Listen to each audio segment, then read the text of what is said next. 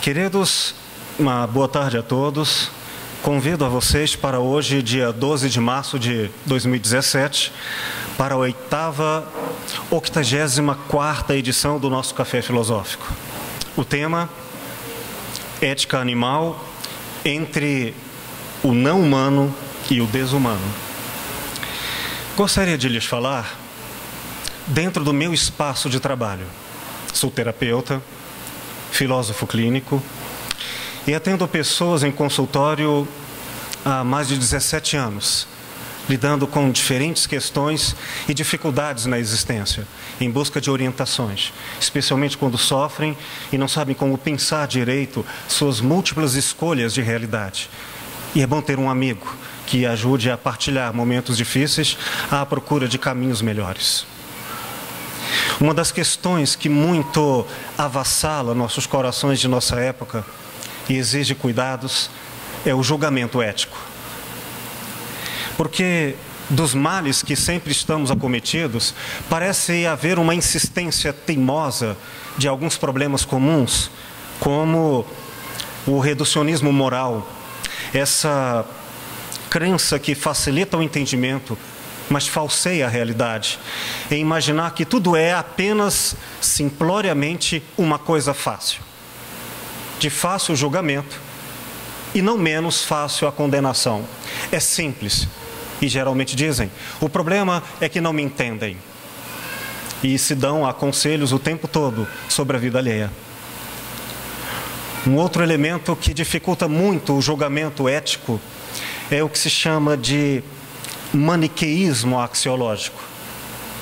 Essa nossa pobreza intelectual e espiritual de dividir o mundo em apenas dois lados, e geralmente opostos, sem diálogo e em conflitos antagônicos, o bem versus o mal. Uma dualidade idealista que nos coloca sem um espaço comum de trânsito onde nós vivemos. Porque o absolutamente bom ou o absolutamente mal, se existem, não estão tão presentes quanto aquilo que nós somos em nossa complexidade. Seres complexos, seres misturados, com momentos bons e maus. Bom, hoje a literatura se perde ou modifica um pouco das suas formas de linguagem e de semiose para novas plataformas midiáticas, e as imagens, os vídeos, os filmes parecem ocupar a nova forma de inteligência e de atualização literária no mundo. Nesse sentido, parece haver também nos nossos mitos contemporâneos os heróis sendo substituídos pelo antagonismo com os vilões por anti-heróis, figuras que ao mesmo tempo fazem o bem e o mal, de uma forma um tanto ainda menos do que a clássica literatura dos gregos da tragédia, que ali sim nós tínhamos essa complexidade presente em todos nós. Disso fica um lugar mal dito, mal falado, mal escrito, mal posto, que foi talvez bem exemplificado por Jean-Paul Sartre, do existencialismo francês, quando, em uma ironia, disse que o inferno são os outros. Nesse lugar comum, parece que o mundo fica assim mal dividido entre o eu, ou os meus, e os outros, ficando uma crença de que o bom ou o bem é a minha opinião, e a discordância, aqueles que não estão do lado que concordam, estes são os maus. E isso é lamentável, porque dividir entre vítimas e algozes parece não ficar claro a nossa cumplicidade nos erros, nem também o nosso bem comum quando ajudamos uns aos outros. Bom, sobre o tema da ética, eu queria dizer que ética é um termo científico ou filosófico para uma outra palavra profundamente simples, profundamente e poderosamente importante: o ato de amar, que todos nós conhecemos, desnecessitando sermos eruditos para falar sobre ética, pois aquele que é capaz de amar não é sinônimo de gostar, porque mesmo não gostando, tem respeito, tem cuidado. É capaz de se colocar no lugar do outro, sem se confundir na diferença que temos, e perceber que, pelo menos entre muitas coisas, há uma inevitável ponte comum às nossas diferenças: sofremos. E se o sofrimento parece ser relativo, eu quero pegar um ponto, aqueles que não alcançaram, ou não se lembram, ou talvez chegará o momento, mas me parece universal chegar um limite da vida em que, de alguma forma, sobre qualquer interpretação, tenhamos que dizer, com a interjeição que preferirem: meu Deus, ou meu amigo, por favor, me ajude. Eu preciso de ajuda. Seja como for, este momento nos torna comuns, em que precisamos de alguém. Essa necessidade e esse sofrimento, ela é comum não apenas entre os humanos capazes do diálogo complexo, mas também aquilo que chamamos de animais, seres sencientes, aqueles que têm sensibilidade para a dor e o prazer.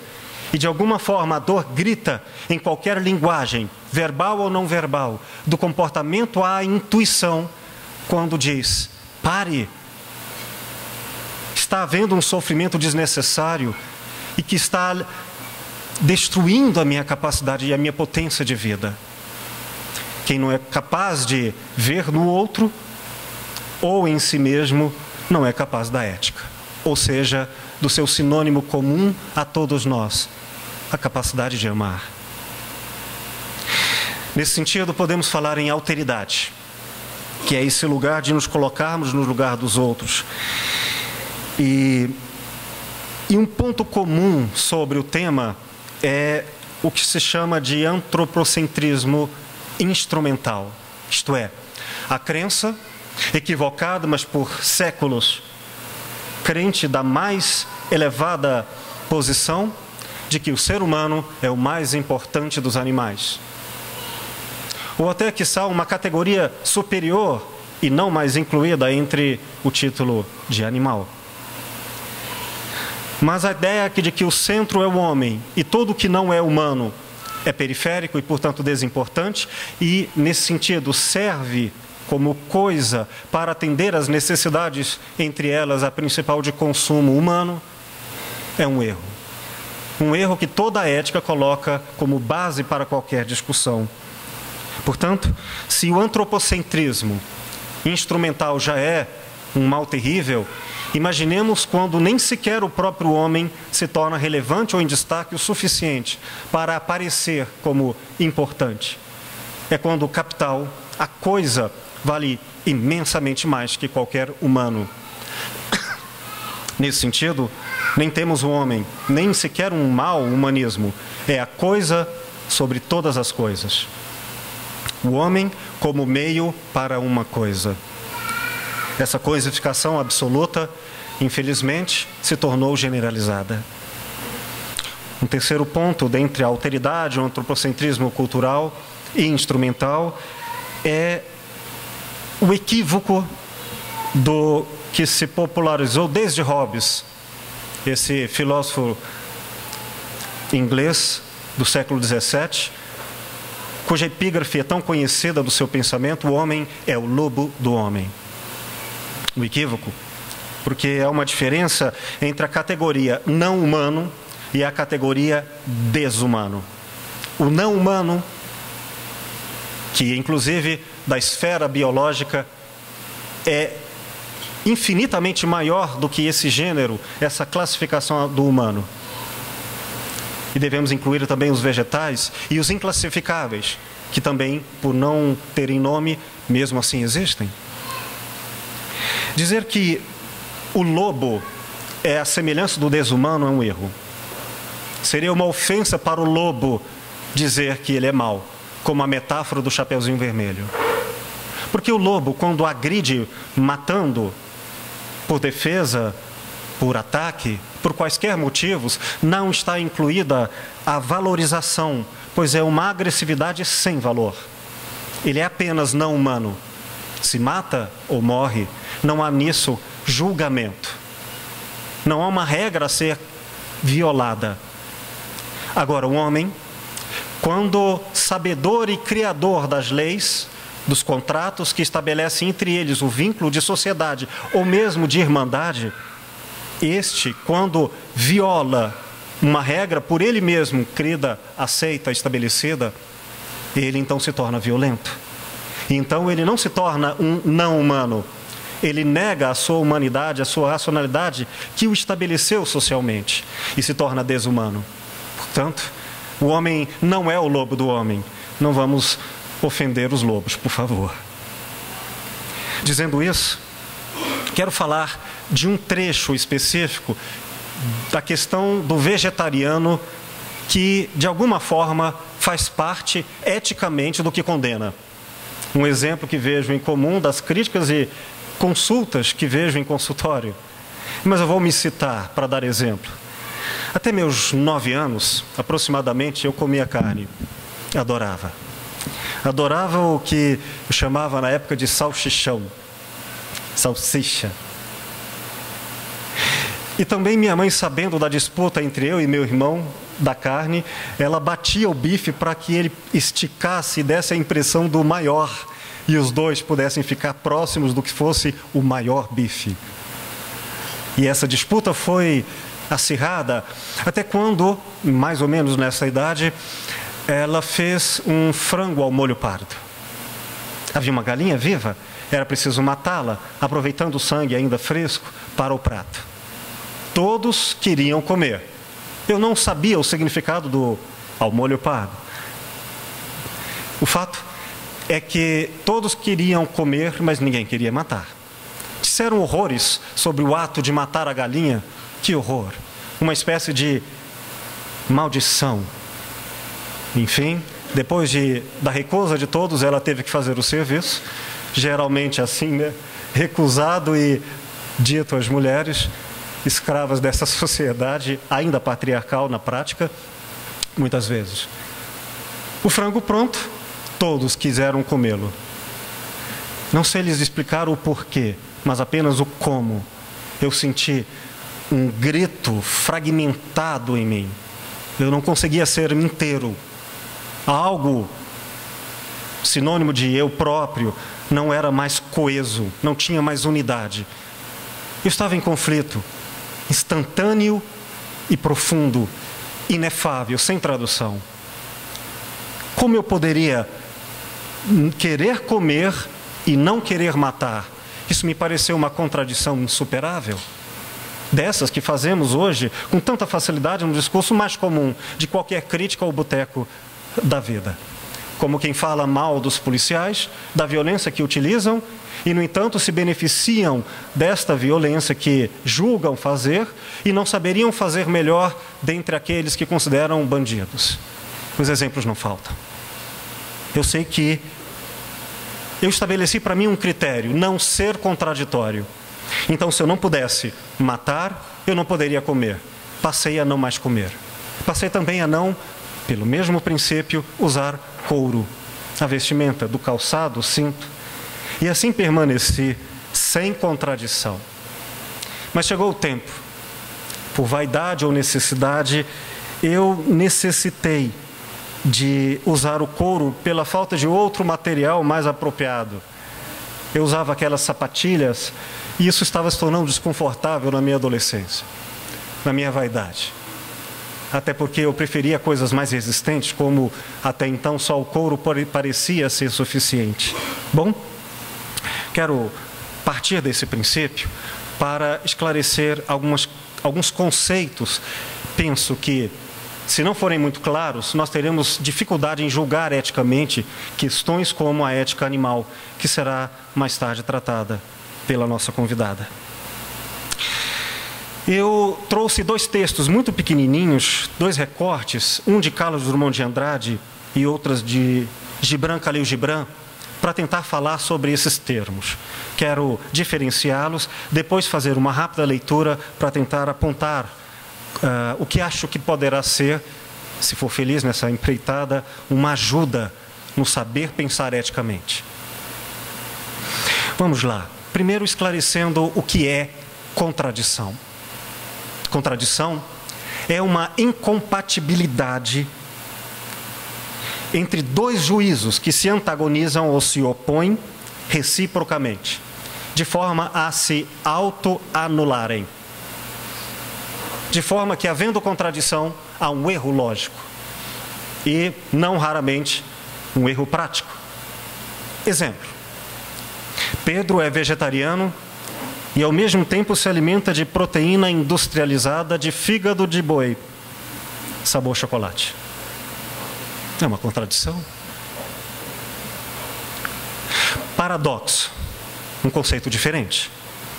É uma contradição coerente entre elementos opostos ou antagônicos que não se anulam reciprocamente e alcançam uma espécie incomum harmonia que, de forma estranha, consegue uma síntese geradora entre esses opostos, capaz de promover vida.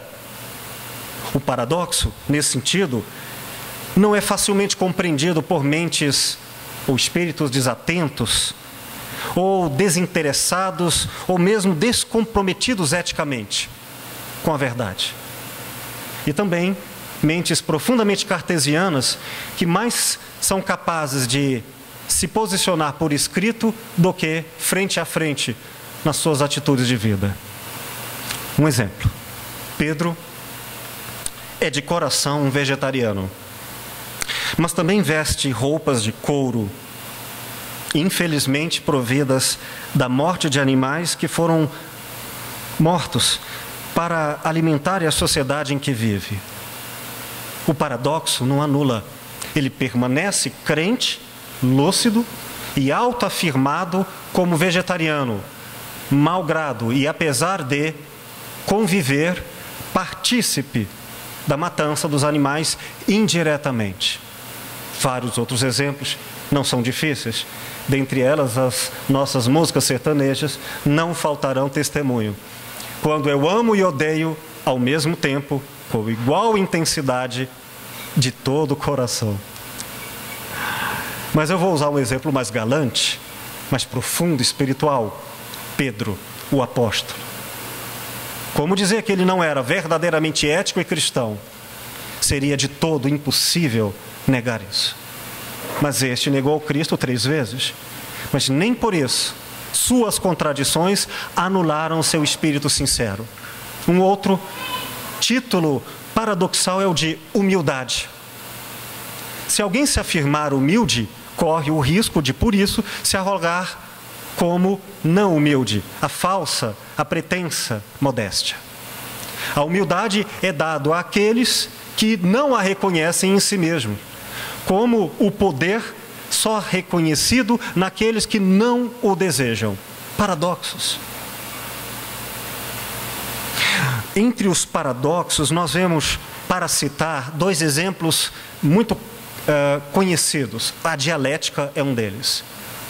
Quando um processo histórico, o certo e o errado, o bem e o mal não são de todo opostos que se anulam. São processos em conflito, no qual um gera no outro movimento de aprendizagens que vão, no futuro desse conflito, culminar uma terceira, uma síntese alternativa, que será não uma evolução de ambos, nem a supremacia de um contra o outro, mas a síntese como a revolução e renovação de uma coisa inesperadamente decorrente do conflito. A história testemunha que isso acontece.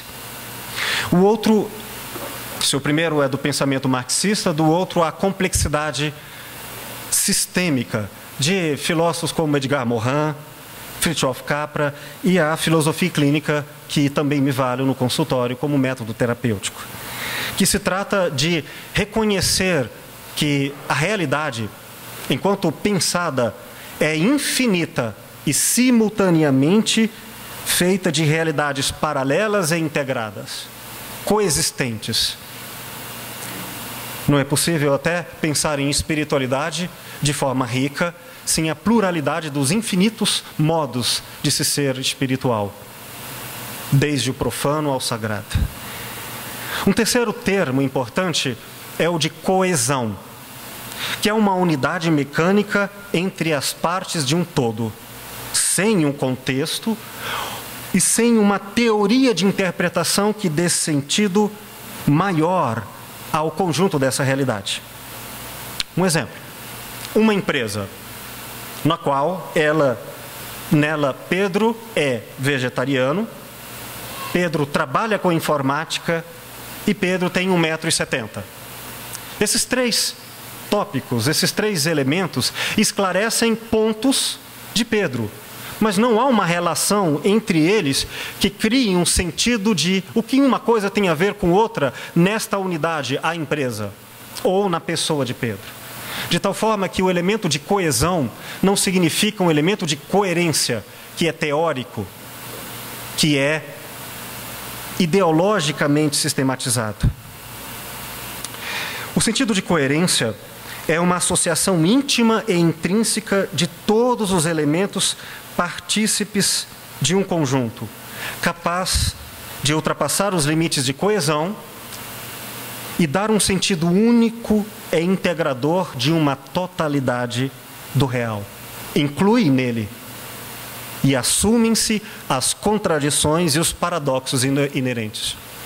É como citar qualquer clássico literário de um drama ou de uma tragédia, cujas personagens são ricas e complexas e contrárias e contraditórias e paradoxais. No entanto, a obra tem um sentido de realidade como um todo, e ela é coerente com os personagens. É coerente justamente porque é contraditória, porque é paradoxal, porque nos dá um sentido de vida em suas múltiplas faces. Um exemplo: Pedro é uma pessoa ética, coerente. Um vegetariano que se esforça da melhor forma que consegue, com todos os seus conflitos e contradições, em um verdadeiro exercício de reforma íntima. Assim, por razões médicas inevitáveis, hoje se alimenta com um pouco de caldo de galinha para suprir suas necessidades de proteína animal.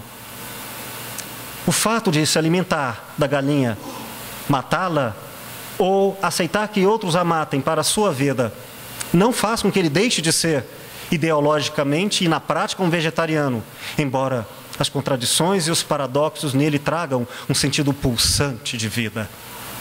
Isso é ética. Não se pode ser ética sendo bom versus os maus.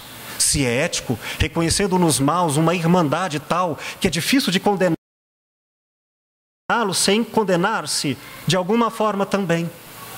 E da mesma forma como eu gostaria de ser absolvido chegado a hora dos meus erros, ter a piedade compassionada daqueles que também erram. E se eu não posso julgá-los, devo ter da mesma maneira, a complacência para comigo. Isso é ético, portanto, é uma coerência contraditória. Quero mostrar assim, para dar testemunho de como eu resolvi isso em mim, porque hoje uso couro e permaneço vegetariano, e quero ser ético, apesar de mim. É um texto, uma crônica do Carlos Drummond de Andrade, chamado Da Utilidade dos Animais. Conhecem? Fantástico. Ele trata da ironia dos que querem esconder a contradição e, portanto, pecam porque é flagrante a vergonha de serem exatamente o que exibem. Terceiro dia de aula. Lerei apenas alguns trechos. A professora é um amor. Na sala, estampas coloridas mostram animais de todos os feitos. É preciso querer bem a eles, diz a professora, com um sorriso que envolve toda a fauna, protegendo-a. Eles têm direito à vida como nós, e além disso, são muito úteis. Quem não sabe que um cachorro é o maior amigo da gente? Cachorro faz muita falta. Mas não é só ele não. A galinha, o peixe, a vaca, todos ajudam. Aquele cabeludo ali, professora, também ajuda? Aquele é o iaque, um boi da Ásia Central. Aquele serve de montaria e de burro de carga. Do pelo se fazem perucas bacaninhas. E a carne dizem que é gostosa. Mas serve de montaria. Como é que a gente vai comer ele? Bem, Primeiro serve de uma coisa, depois para outra. Vamos adiante. Este é o texugo. Se vocês quiserem pintar a parede do quarto, escolha um pincel de texugo. Parece que é ótimo. Ele faz pincel, professora? Quem? O texugo? Não, só fornece o pelo. Para pincel de barba também, que o Arthurzinho vai usar quando crescer. Arthurzinho objetou que pretende usar barbeador elétrico. Além do mais, não gostaria de pelar o texugo, uma vez que gostamos e devemos gostar dele. Mas a professora já explicava a utilidade do canguru. Bolsas, malas, maletas, tudo isso o couro do canguru dá para a gente. Não falando na carne, canguru é utilíssimo. Viu, professora? A vicunha que vocês estão aí produz é maneira de dizer, ela fornece. Ou, por outra, com o pelo dela, nós preparamos ponchos, mantas, cobertores, etc. Depois que a gente come a vicunha, né, professora? Daniel, não é preciso comer todos os animais, basta retirar a lã da vicunha, que a torna a crescer. E a gente torna a cortar, ela não tem sossego, tadinha. Vejam agora como a zebra é camarada. Trabalha no circo e seu couro listrado serve para forro de cadeira, de almofada, para tapete. Também serve a carne, sabem? A carne também é listrada? Pergunta que desencadeia riso geral. Um salto. Dos chifres, diz a professora, do rinoceronte, Belá, você pode encomendar um vaso raro para o living de sua casa. Do couro da girafa, Luiz Gabriel pode tirar um escudo de verdade, deixando seus pelos de cauda para Teresa fazer o bracelete genial. A tartaruga marinha, meu Deus, é de uma utilidade que vocês não calculam. Comem-se os ovos e toma-se a sopa. Uma delícia. O casco serve para fabricar pentes, cigarreiras, tanta coisa. O biguá é engraçado. Engraçado como? Apanha peixe para a gente. Apanha e entrega, professora? Não é bem assim. Ele vai seguindo. Conclui o texto. Ai de nós se não fossem os animais que nos ajudam de todas as maneiras. Por isso que eu digo, devemos amar os animais e não maltratá-los. De jeito nenhum. Entendeu, Ricardo? Entendi. A gente deve amar, respeitar, pelar, comer os animais e aproveitar bem o pelo, o couro e os ossos. Drummond nos mostra, eis aqui a contradição. Mas eu encontrei a paz como vegetariano usando couro, não comendo carne, quando eu li esse pequeno trecho de O Profeta, de Gibran Khalil Gibran, esse grande poeta libanês do início do século XX. E um tecelão disse, fala-nos das...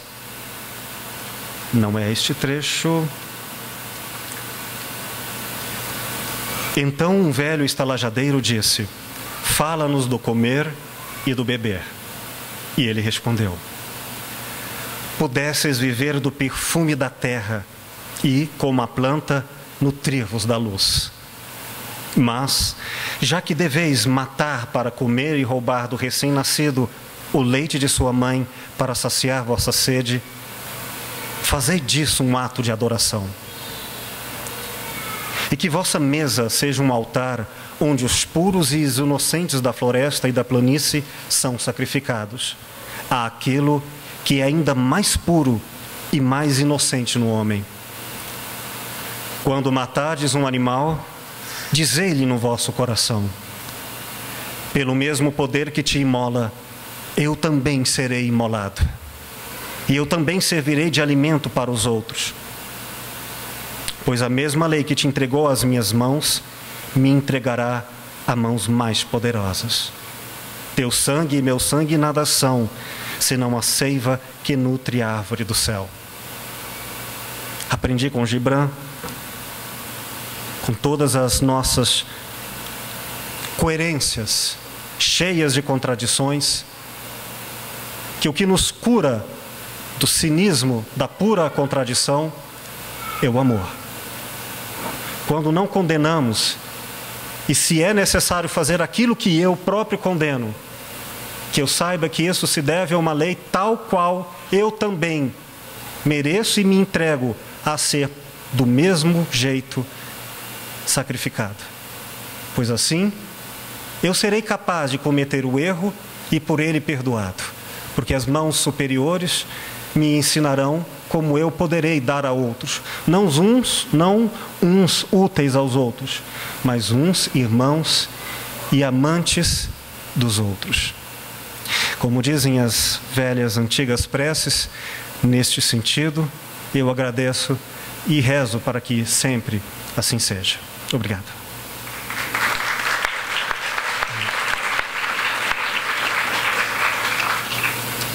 Quero agradecer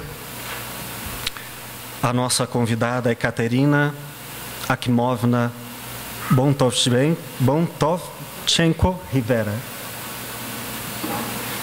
médica veterinária, mestre e doutora em ciência de animais de laboratório pela Royal Veterinary College, Universidade de Londres. Membro do grupo ad hoc em bem-estar de animais da Organização Mundial de Saúde de Animal, Paris. Coordenadora da Comissão de Ética no Uso de Animais da UFG, Universidade Federal de Goiás, e membro da Comissão de Ética em Pesquisa no Hospital das Clínicas UFG. É presidente da Comissão de Ética e Bem-Estar Animal do CRMV Goiás. É um resumo de um currículo que merece ser de outra forma assim dito. É uma mulher coerente e dedicada a sua vida ao bem desse nobre propósito do amor aos animais. Querida professora Ekaterina, muito obrigado. Seja bem-vinda. Está meio alto. Até me sinto um pouco constrangida depois da brilhante apresentação do Will, assim me permito chamá-lo, porque eu conheço desde muito tempo. E eu acho que eu gostaria de fazer um pacto com você para quando eu for dar minha palestra, você faça a introdução, porque ele fala exatamente o que eu quero falar, da coerência e de não dividir entre bons e maus, porque o fazendeiro cria animais para matar a fome dos pobres na África, ele é mau porque ele confina os animais e vice-versa. Então essa coerência, e como diz o Will, ética é vida, é amor. Então, vou contar um pouquinho da minha história, que me foi solicitado ao Will que falasse. Eu sou médica veterinária pela Universidade Federal do Rio Grande do Sul e a minha formação é científica. Então, eu sempre vi os animais. Um médico veterinário, por si, já gosta dos animais, já quer o bem dos animais, mas eu trabalhei por muitos e muitos anos sem sequer me deter a pensar: mas será que o que eu estou fazendo é correto ou não é correto? Não, essa questão não nos era ensinado nas nossas universidades. E eu morei na Nicarágua por muitos anos, e até eu tenho uma história bem interessante sobre a questão que eu era a primeira médica veterinária que existia na Nicarágua, e naquela época era do Somoza, que era o ditador somocista, e logo que eu cheguei, a minha filha Tamara, que está, ela tinha 1 ano de idade, me chamou, e chega um jipe com 3 soldados, todos com fuzis, metralhadoras. Viemos buscar a doutora russa que o comandante está chamando. Eu fiquei apavorada, porque eu digo: será meu passaporte? O que será? E meu marido não estava. Aí eu fui com ele, a gente obedecia, nem perguntava, obedecia. Chegando lá, ele me disse: eu mandei chamá-la, doutora, porque a minha égua não defeca há algum tempo. Ele disse o palavrão mesmo, sabe? Eu chocada com aquela grosseria, e ele de traje de roupão de banho me recebeu assim, eu apavorada, e olhei aquela égua e disse: gosto mais dela que da minha mulher. Então eu fiquei mais apavorada ainda, digo, eu não sei nem os nomes dos medicamentos aqui na Nicarágua, o que eu faço, meu Deus. Mas eu examinei e vi qual era o problema, só que eu não sabia como tratar.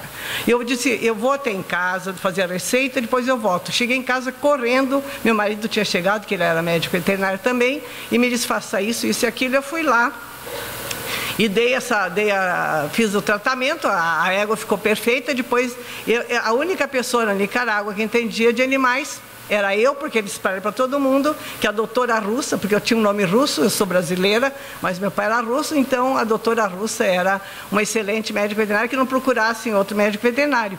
E eu trabalhei muito tempo com clínica de animais, como eu digo, jamais me atentando para a questão, faço o correto, não faço o correto, até que nós voltamos para o Brasil, fui para aqui em Goiás, entrei na Universidade Federal de Goiás e me puseram para trabalhar no biotério central. Eu não tinha a menor ideia de que era um biotério. Passei no concurso porque eram questões gerais de medicina veterinária, então tudo bem.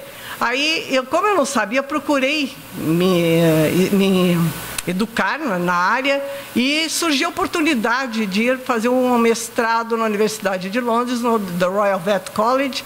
E quando eu cheguei lá, fui ver o currículo, o que nós teríamos que aprender, eu e uma colega mexicano, e ficamos horrorizados. Pelo amor de Deus, ética no uso de animais, bem-estar animal, que bobagem é essa? Eu vim aqui para aprender como cuidar dos animais.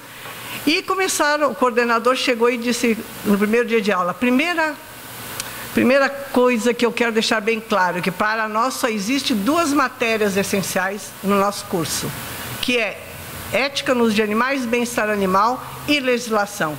Se vocês não souberem isso, podem ou não aprovarem, não precisam voltar para o resto do curso. Aí eu tive certas coisas caíram do céu para a gente e tive professores fantásticos. Não sei se vocês já ouviram falar da doutora Jane Goodall, que é aquela que trabalha com chimpanzés em Tanzânia. E ela chegou, o primeiro dia de aula, ela deu um grito, e aí nós ficamos assim, ela disse, esse é o grito que os chimpanzés dão de boas-vindas, né? Algo bem... E ela é uma senhora maravilhosa, de uma elegância tremenda e um conhecimento muito grande e um carinho enorme. Ela viveu muitos anos com os chimpanzés, ela na Tanzânia, está com 82 anos e continua trabalhando.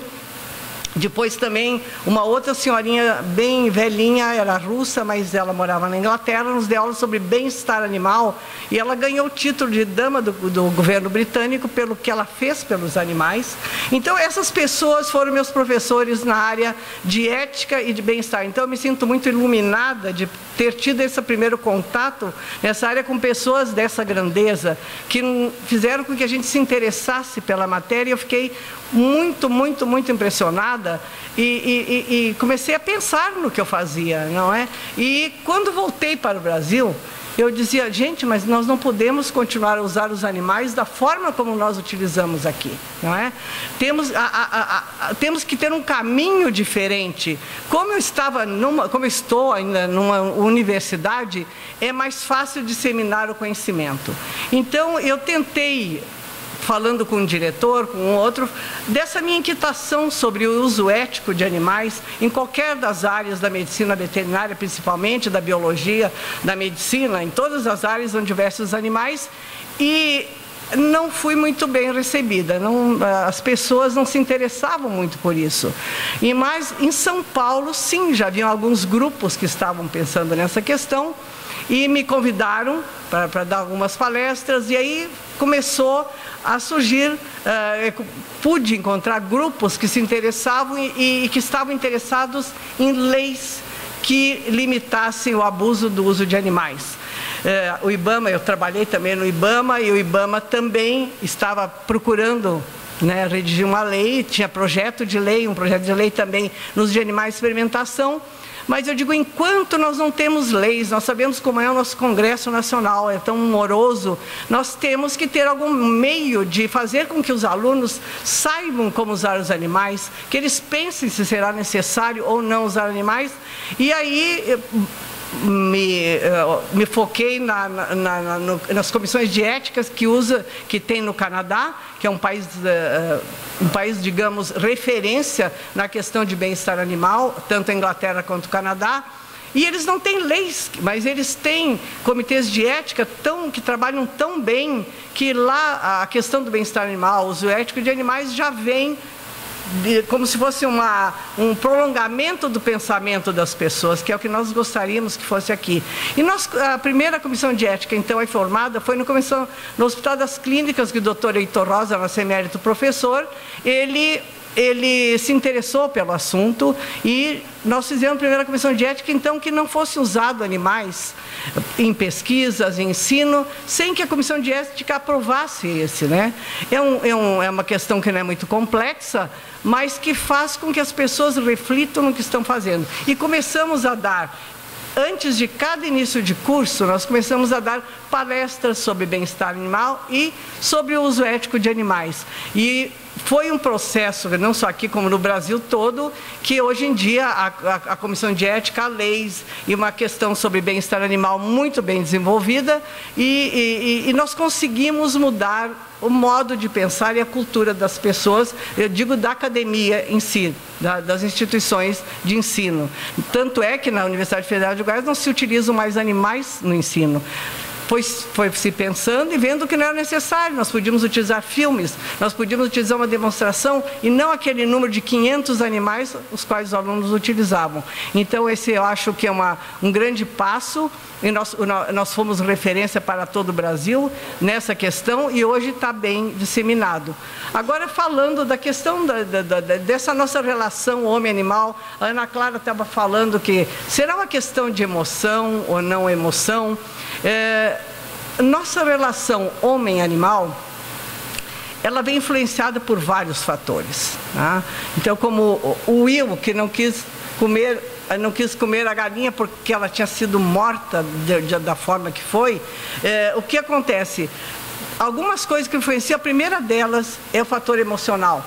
Quando nós somos pequenos, nós ganhamos bichinhos de pelúcia, nós damos para nossos filhos bichinhos de pelúcia, e o animal para nós se torna algo muito querido, porque ele não nos contradiz, ele é nosso companheiro em qualquer momento, o animal aí está. Então o que acontece? Nós desenvolvemos um amor pelos animais. Toda criança pequena quer ser veterinária para cuidar de animais, depois mudam de ideia, mas no primeiro momento elas querem ser médicos veterinários. E essa questão depois a gente vai crescendo e vai vendo que os animais não são somente bonzinhos, eles arranham, eles machucam, eles mordem, né? E talvez essa questão emocional, dependendo de nós termos tido alguma experiência negativa, faz com que nós tenhamos outra visão do que aqueles que jamais tiveram experiência negativa. Outras questões que nos influenciam também é o meio de onde nós viemos, se é do campo ou da cidade. Todo menino criado no campo tem esse contato direto com os animais. Para eles, matar uma galinha é natural. Para eles, andar a cavalo, montar num cavalo é natural. Agora, para uma criança que é criada num apartamento, que só vê figurinhas na escola ou alguma outra questão assim, fica a questão meio imaginária, que às vezes traz pensamentos que não são verdades, né? E é muito interessante, um colega nosso de São Paulo, que a filhinha dele de 4 anos morava em apartamento e foi pela primeira vez a um zoológico e viu animais de uma granjinha que tinha lá no zoológico de São Paulo e chegou em casa feliz, que pela primeira vez ela tinha visto um quinor. Porque ela conhecia a galinha só pela televisão, a galinha que era o caldo quinor, né? Então, essas questões todas influenciam a nossa. E também nós somos influenciados durante toda a vida no uso de animais por filósofos, alguns não tão coerentes quanto o Dr. Will, né? Mas essa questão cartesiana de que o animal não tem alma, ele não sofre, ele não sente. Isso, com a evolução da sociedade, e outros filósofos que vieram foram derrubando essa questão, e os cientistas ajudaram nessa nova concepção de que o animal sim sente dor, não só dor, gente, ele sente medo, ele sente ansiedade. Nós somos predadores dos animais. Então, com toda essa questão de estudar essa questão de ética nos animais e dessa influência, nós podemos ver que o animal deve ser considerado com valor intrínseco por si mesmo. Ele tem um valor intrínseco que deve ser respeitado por nós. Agora, essa também tem outra questão. Os animais, há paradoxos.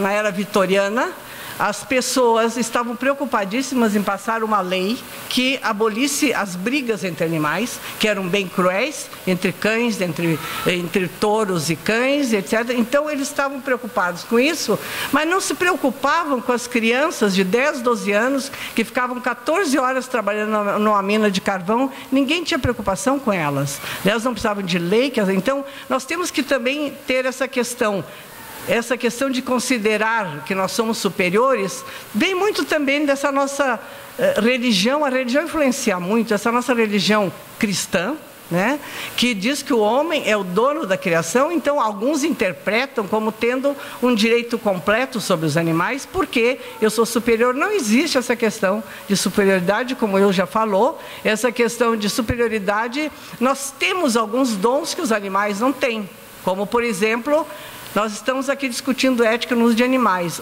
Vocês já ouviram falar de um grupo de orangotangos discutindo ética no uso de humanos? Não. Então, nós temos algumas questões. Então, o que isso cria? Isso nos traz deveres para com os animais. Tá? Se nós, em lugar de nós ficarmos aqui todo dia, 10 dias, um mês, um ano, tentando discutir direito dos animais, nos conscientizemos dos deveres que nós temos para com os animais. E esse dever maior, porque ética no uso de animais não se desvincula de bem-estar animal, né? O que seria o bem-estar animal?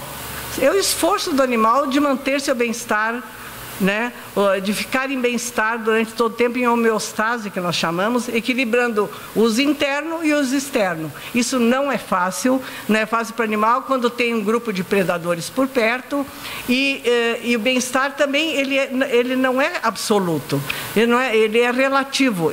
Por exemplo, eu estou aqui em bem-estar falando para vocês, dá um exemplo nosso. De repente, eu olho lá naquela porta, o meu namorado chega. O meu bem-estar teria que ficar alto, não fica porque ele já faleceu, né? Mas poderia, né? Mas o que eu digo é que nós temos essas questões, e os animais também. Vocês chegam em casa, o seu cãozinho corre, ele está feliz porque você chegou em casa e ele vem para o seu lado. Só que, imediatamente, você descarrega todas as suas frustrações do dia de trabalho, que o chefe lhe tratou mal, que você descarrega nesse pobre animal, né? E você acha que você tem ética, que você pensa no bem-estar, que você trata bem esse animal. O bem-estar do cãozinho vai lá embaixo. Nós temos que procurar manter esse bem-estar em níveis e não partir também para a supervalorização, hipervalorização do animal, a humanização do animal. Eu falo mais isso em termos de animais de estimação, porque é um erro muito grande. Não é nem ético você pintar unhas de cachorro, usar perfumes, botar roupinha linda. Eu vi um filme que se eu pudesse eu teria trazido, e é uma cachorrinha que é dama de honra de um casamento. Ela caminha todo o caminho na igreja, carregando as alianças em 2 patinhas. Olha só o tremendo esforço desse animal, quando ele tem que andar em 4 patas, não em 2, ele não é bípede, né?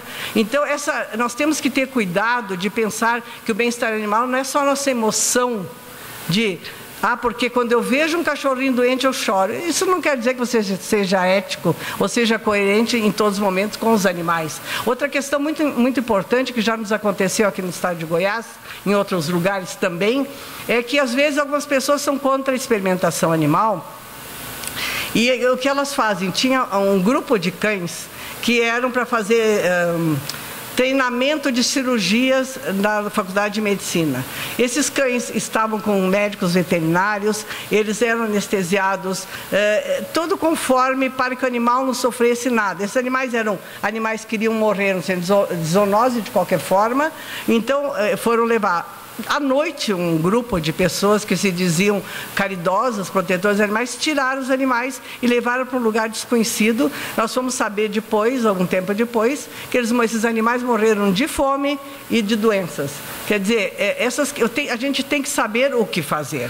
Então, e também não nos atermos às vezes, verdades que são propagadas, principalmente pelos meios sociais, internet, outras, que estava falando até com a Ana Clara, que se mata uma galinha, Will, quando você mata uma galinha, ela, mesmo depois de morta, sem sentir mais nada, ela já está completamente morta, ela tem reflexos. Isso foi colocado já em redes sociais, filmado, dizendo que a pessoa estava usando o animal vivo para comer, né? Então nós temos que ter esse cuidado, essa visão do uso ético. Onde é que eu vejo o horário? Está vendo? Tá. Porque se eu começar a contar história, eu gosto de contar história, a gente fica até amanhã. Mas, então, essa questão do uso ético de animais é em qualquer área do bem-estar animal. E o que acontece? As universidades agora, por exemplo, fazem pesquisas com animais. Muitos são contra essas pesquisas com animais, porque nós não falamos, nós não informamos a sociedade como elas são feitas. Nós não dizemos que, hoje em dia, para que seja feita qualquer pesquisa com animal, ela tem que passar por uma comissão de ética. Essa comissão de ética avalia se vai haver sofrimento para o animal, se ele vai sofrer dor, é obrigatório o uso de analgésico e também se há alternativas ao uso de animais. A comunidade científica está buscando métodos alternativos para não serem utilizados mais animais em testes, né, em pesquisas, para ver se... Mas ainda não é possível, eu não posso, por exemplo, avaliar o comportamento de um animal sem que eu esteja observando esse animal. E qualquer intromissão que você faça na vida do animal, seja apenas observá-lo, já estressa o animal, já quebra o bem-estar do animal. Então tem que saber como isso será feito. Então não há alternativas para tudo. Então há propagandas também enganosas que dizem: esse produto não foi testado em animais. Alguém compra aqui produto que não é testado em animal? Sim? Tamara, você compra, né? Pois é. É uma verdade que foi uma questão que é um marketing muito bonito, é um marketing muito bom, que faz com que as pessoas que não aprovem o uso de animais em pesquisas comprem esses produtos também, né? E por quê? Porque os princípios ativos desses produtos já foram testados há muito tempo atrás, não necessariamente não precisam mais ser testados novamente. A Natura é uma companhia que ela não testa, porque todos os produtos dela já foram testados há 50 anos atrás, 20 anos atrás, não é necessário. E cosméticos, gente, são pomadas para queimadura, pomadas para antibióticas, qualquer coisa que tenha contato com pele. Então também essas sim devem ser testadas quando é um princípio ativo novo. Eu saio um pouco da filosofia, porque a nossa ética é muito aplicada à ciência, tá? Muito aplicada a como nós vamos lidar com os animais. A questão também a gente teve problemas graves com o zoológico. Eu trabalho numa área que é bem-estar de animais em geral. E foi uma questão que, quando nós começamos, era meio até ridicularizada. Isso aí só fala temas subjetivos que não levam a nada. E vou dizer a vocês que nas universidades hoje de veterinária já temos a cadeira de bem-estar animal. Uma questão que era impensada há algum tempo atrás. Então, essa questão ética nos de animais tem movimentado a sociedade, tem movimentado a academia, e a sociedade é o maior parceiro que tem uma universidade ou alguém, porque vocês nos alertam para os problemas que devem ser solucionados. No Conselho de Medicina Veterinária é mais fácil isso, porque chegam as queixas de maus tratos aos animais, muitos, e a gente tem como ajudar a melhorar isso, ajudar a sociedade e a pensar. E o que nós pensamos com cursos para os alunos? Nós tínhamos que ensiná-los a pensar. E pensar também, uma questão é que tem um conteúdo ético considerável o uso de animais. A eutanásia de animais, nós somos... nos humanos é mais complicada essa questão de eutanásia, porém, com animais é uma questão que é vista com mais naturalidade. Mas como fazer? Quem pode fazer? Quando fazer? Então, tudo isso são questões éticas que os alunos ou os profissionais têm que pensar. E é isso que nós levamos sempre nessa questão também da eutanásia de animais. Essa é a questão, como eu digo, conteúdo ético considerável. E a gente também, se a pessoa não quiser fazer, por exemplo, tu não querias matar galinha, ninguém pode obrigar outro a fazê-lo. No centro de zoonoses havia muito, matavam muitos cães, porque é por lei, porque é para a segurança da saúde pública. Então, aí eles não... o médico veterinário ficava naquela dúvida, não quero matar, mas é o meu emprego, eu tenho que matar. Então, essa questão do uso de emprego, de trabalho, eu recebi muitas vezes alunos que vêm me dizer, eu acabei de conseguir um emprego numa grande fazenda, lá os animais são tratados assim, para mim, eles não estão em bem-estar, mas o dono só visa o lucro. E eu fui falar com ele disse assim, se você não está satisfeita, procure outro emprego. Então vejam a questão dessa profissional entre conservar o seu emprego e ter o seu princípio ético, que ela não aceitava aquela forma de tratar os animais. E isso tem essa questão é bastante grave quando o médico veterinário também se depara muitas vezes a questão do uso da questão ética dos animais, porque depende às vezes de fazer uma eutanásia, depende o pão do filho dele daquele dia. Então a nossa profissão é uma profissão que está sempre no dia a dia. Nós estamos lidando com conflitos éticos. A questão de ser vegetariano, a primeira coisa, quando ele falou, eu olhei o sapato dele. Eu digo, o sapato é de couro, porque outro dia nós tivemos um passeio em Brasília, fomos ao aniversário, e tinha um menino de 15 anos, eu sou vegana, etc. e tal. Eu digo, sim, seu cinto e o seu sapato. Não tinha visto. Quer dizer, são incoerências que a gente tem que lidar e saber. E gostei muito, eu não conhecia esse poema do Khalil Gibran, que é um grande poeta libanês, sobre essa questão, e me ajudou também um pouquinho, viu, que de vez em quando a gente tem que tomar as decisões não muito magras. Então, a questão da ética no uso de animais, então, ela sofre essas influências todas, porque a nossa relação com eles é diferente. E nós temos que pensar no valor intrínseco deles, e eu queria deixar para vocês que, em lugar de nós ficarmos debatendo a questão dos direitos, há grupos que já fazem isso. Vamos pensar quais são os nossos deveres. E, para mim, vocês sabem quem mais maltrata animais? Isso são os donos de pets, são os animais de estimação. Nos Estados Unidos são mortos 32 milhões de pets abandonados por ano, porque a criança acha lindo o bichinho, vai lá, compra.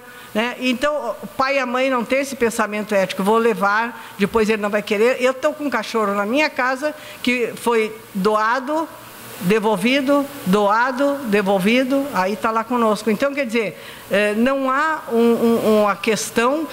Eu acho que no caso de animais, Will, a nossa ética é uma ética bem aplicada. Ela tem que ser levada para o nosso dia a dia, no nosso cuidado com os animais, na nossa toda essa questão. E não só os animais, hoje se fala de uma só saúde, quer dizer, que engloba todo o universo.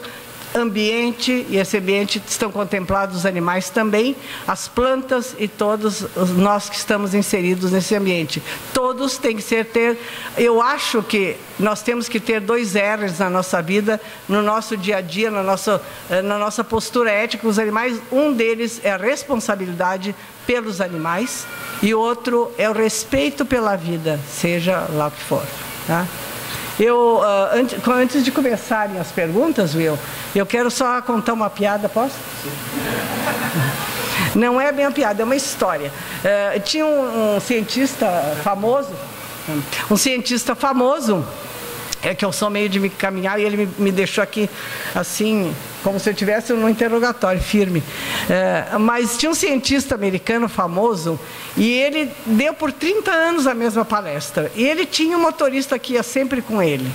E esse motorista ouvia essa palestra sempre, e um dia o cientista disse: eu estou cansado, eu não queria dessa palestra hoje. O motorista disse: eu posso dar, eu sei a palestra. Então o cientista sentou no fundo da sala e o motorista deu a palestra completamente igual, né? Mas aí vieram as perguntas. Aí ele disse assim, foi a primeira pergunta, ele disse: bom, gente, essa pergunta é bastante fácil, meu motorista que está sentado lá pode responder. Assim, se você tiver alguma pergunta, meu motorista está aqui, poderá responder essa pergunta. Deu? Tá, obrigada.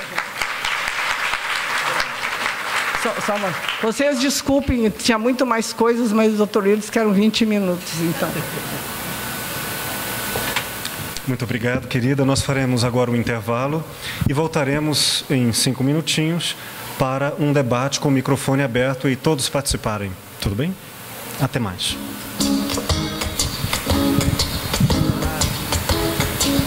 Eu queria fazer uma pergunta para você.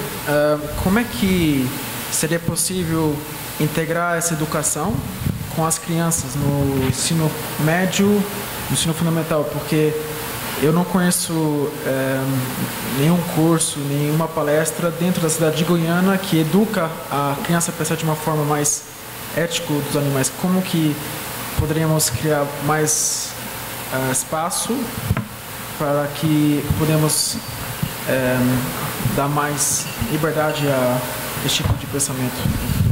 O seu nome, querido, por favor? Meu nome é Deman. Obrigado.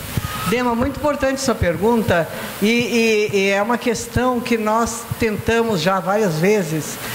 Até agora eu me afastei um pouco, porque tem que se educar a criança para que, quando adulto, não nos traga problemas. E toda criança que tem contato com animais, isso é provado, ela tem uma certa docilidade, ela sabe lidar mais com seus problemas, ela tem essa questão. Então, é muito bom psicologicamente. Quando eu morei na Inglaterra, essa questão dos animais, meus filhos já aprendiam no jardim, bem no início do ano, e sempre, inclusive eu fui dar palestra para eles, para explicar como se cuidava dos animais.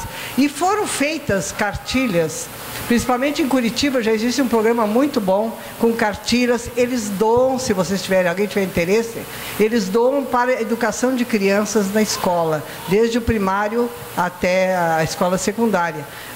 Pela lei 11.794, que agora tem de experimentação animal, é proibido o uso de animais em segundo grau ou em escola primária. Não é mais permitido essa questão. Eu acho que foi um grande avanço, porque, como diz a minha filha, a outra que eu tenho, o que eu aprendia abrindo um rato e olhando o intestino do rato e depois nunca mais ia ver? Quer dizer, era uma crueldade com aquele animal. Assim ela via. E eu acho que a maioria das crianças assim vê, né? Elas não gostam desse tipo. Agora, a questão de levar animais, ou levar ao zoológico e dar uma aula. O zoológico faz um papel muito bom, dando aulas de vez em quando para escolas sobre cuidar dos animais. A posse responsável de animais é o que a gente mais tenta fazer, ensinar para que não haja cães de rua, para que não hajam esses maus tratos aos animais. Infelizmente nós precisamos, não infelizmente, nós precisamos de apoio das autoridades,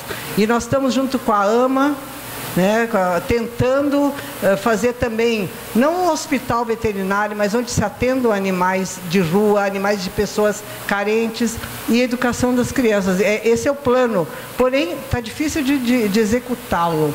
Agora, se você, independentemente, quiser aplicar, eu não sei qual é a sua formação, se você quer aplicar na escola, não? Sou jornalista. Então. Você é jornalista, está ótimo. Meu filho também, adoro jornalista. Bom, não, eu acho que são pessoas interessantes de conversar. Mas uma das questões é essa. Tem vários, já dei muitas entrevistas, jornalistas que se interessam pelo tema, e essa divulgação tem dado resultado, entendeste? Então eu acho que se a gente conseguisse tocar, mas já tem cartilhas, já tem como fazer. Já tem como fazer. E há essa preocupação, aqui estou com um colega do Conselho de Veterinária, que a gente pode... É que eu tive outras atividades e tem outras pessoas que podem fazer, não só eu, lógico, né? Mas parece que a Anclivepa, que é a Associação dos Clínicos de Pequenos Animais, de clínicas, eles estavam começando a fazer esse projeto, indo nas escolas, né? Mas é uma questão extremamente interessante. Obrigado pela sua pergunta, foi muito boa. Deman, se me permite, por acréscimo, uma pequena contribuição. A expressão desenho animado tem, da sua etimologia latina, animado vem de anima, de alma. Quer dizer que tem alma. Não propriamente tem, é alma. Quando crescemos e nos desinteressamos por aqueles mesmos desenhos que antes estavam animados, que antes neles nossas almas davam vida a figuras como Pluto, como Pato Donald, Mickey, e logo por outros interesses e desejos, eles ficam desanimados. Permanecem iguais, mas não têm nossas almas. É uma pena que quando adulto não mais nos interessemos em animar ou pôr a alma nas coisas.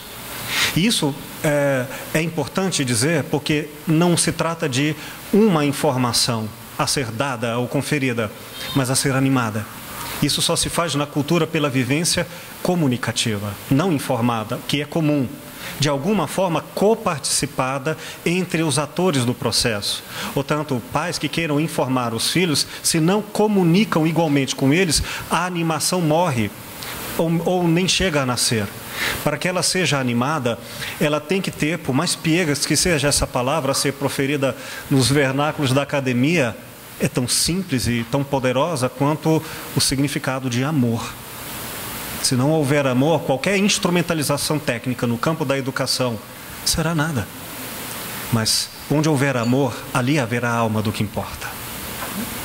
Obrigado. Queridos,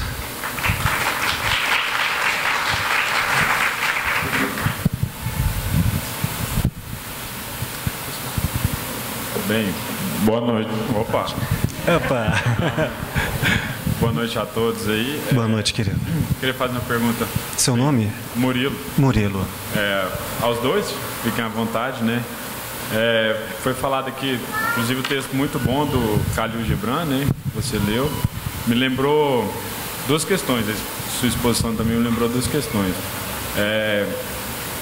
Questão, na dialética do esclarecimento, a Adorno e Horkheimer tem quando eles vêm fazendo o trajeto de certa forma, de uma fragmentação na ética individual ocidental para chegar nesse modo de pensar que a gente tem hoje, né?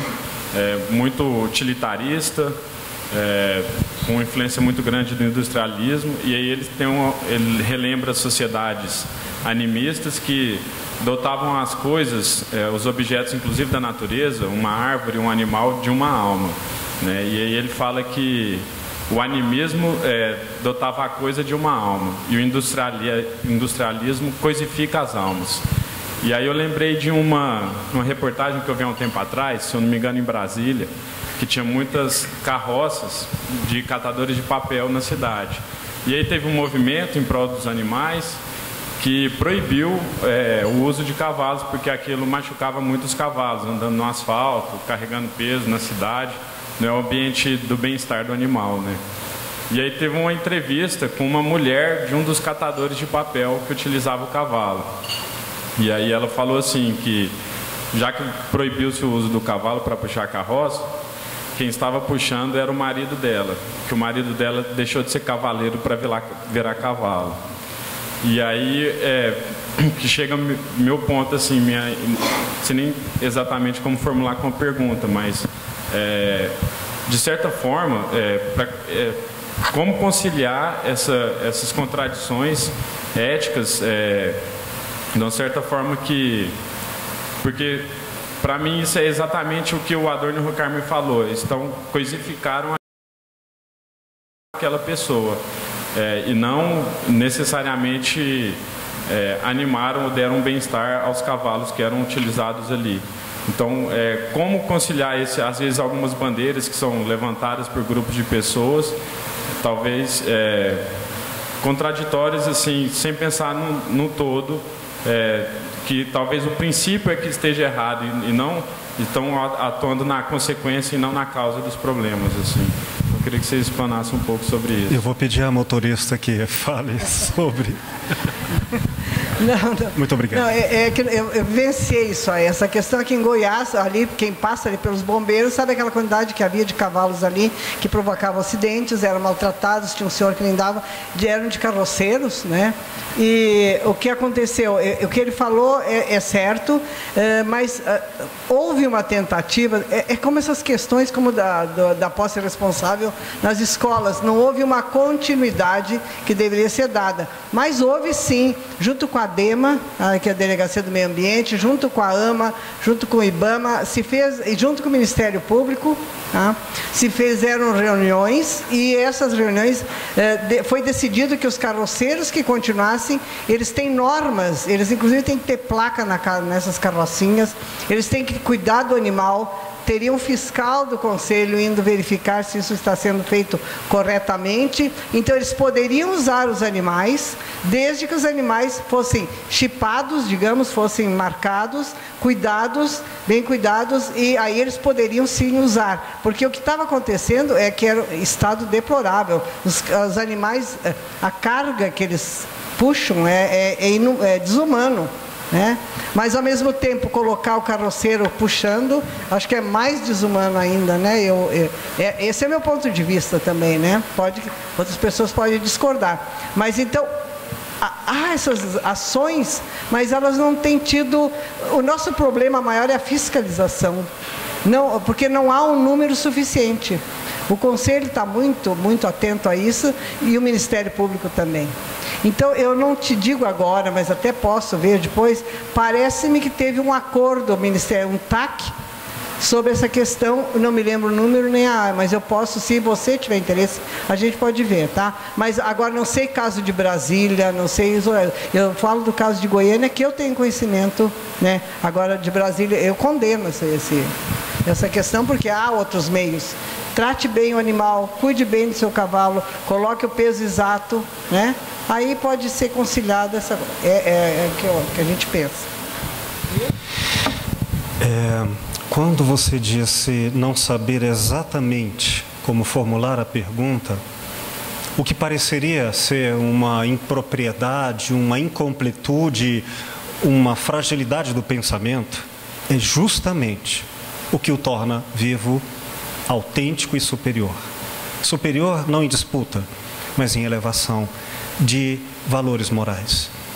Quando Adorno e Horkheimer, na escola de Frankfurt, apresentam essa falência da nossa racionalidade, que é capaz de ter argumentos para ser destrutiva, só o título de um dos livros de Adorno, A Educação após Auschwitz, e quando coloca um povo alemão numa cultura ocidental tão elevada de raciocínios, capaz do nazismo.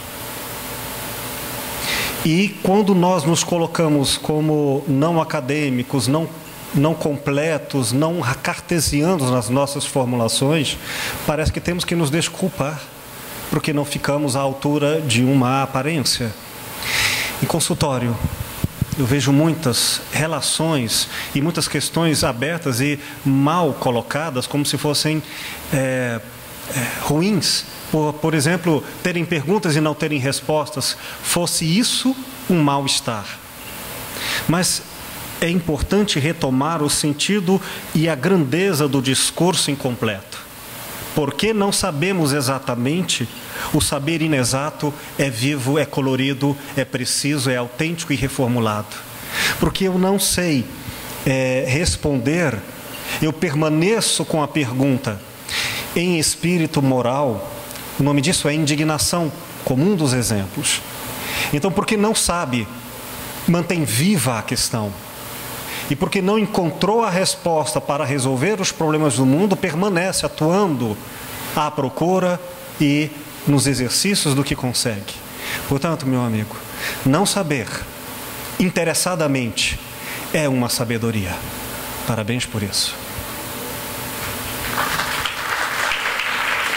É a arte de não ter respostas. Questões, queridos?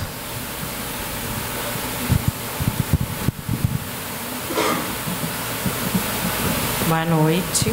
Boa noite, querida. Meu nome é Tamara. Eu, na verdade, não trago uma pergunta. Eu queria primeiro agradecer ao querido amigo Will.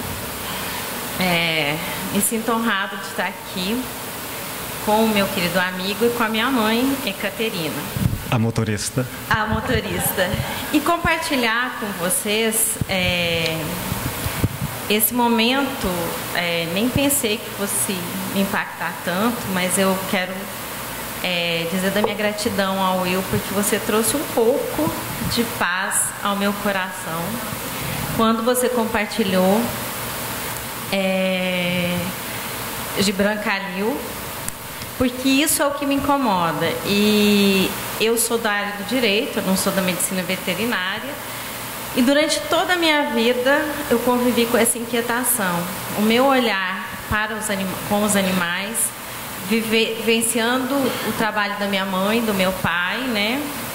E achando que os animais pensam como eu, e sendo uma operadora do direito, qual seria o meu papel nisso tudo, né? Então é algo que eu carrego comigo, e a forma como minha mãe e eu encontramos de trabalhar juntos e de não alcançar as respostas, né? É importante que isso seja dito. Nós continuamos buscando e continuamos encontrando cada vez mais companheiros de jornada. Isso é mais valioso do que qualquer coisa.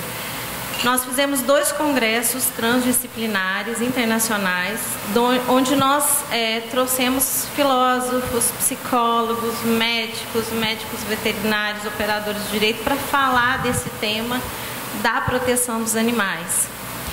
E eu queria deixar para vocês uma coisa que a minha mãe falou e que me inquieta muito. Claro que o consumo me inquieta, e eu não sou vegetariana, e isso me inquieta porque eu como carne branca, não como carne vermelha, me inquieta o uso do couro, tudo isso.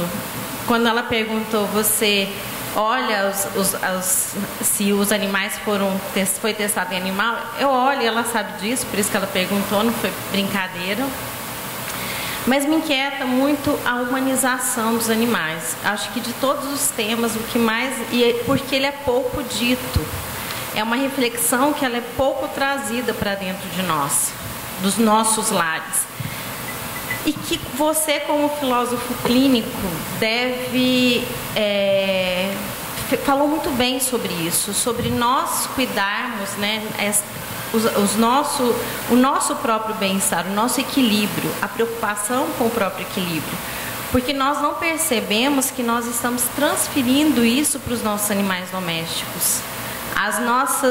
Os nossos desequilíbrios, os nossos anseios, as nossas dificuldades de lidar, de vivenciar certas coisas, de conviver com seres humanos.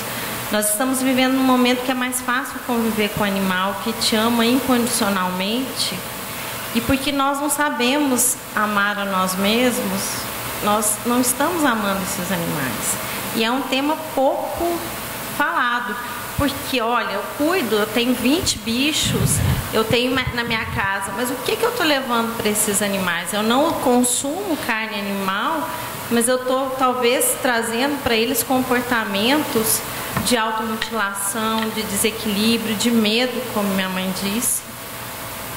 Então eu trouxe para a plateia isso, uma visão da necessidade também do nosso equilíbrio, de encontrar o nosso eixo, de estar sempre em busca mesmo de resposta que nós nunca vamos ter. Isso é bacana. Mas de olhar, de ter compaixão com os animais que convivem em nossos lares, porque isso talvez seja o tema que mais me incomode. Existem pessoas que trabalham com isso, mas as pessoas não querem ouvir, elas não querem observar que certos comportamentos que nós temos, e daí eu me incluo, quando eu não jogo isso para os outros, eu jogo isso para mim mesma, é a reflexão que eu faço, de humanização do animal e que acaba sendo uma forma de maltratá-los. Obrigada novamente. Muito obrigado, querida, muito obrigada. Eu escrevi um livro há alguns anos atrás chamado A Escuta e o Silêncio. De todo, uma frase nele vale, porque eu a copiei da intuição, que é o título do último capítulo. Quando o amor fala, todos somos ouvidos. Uma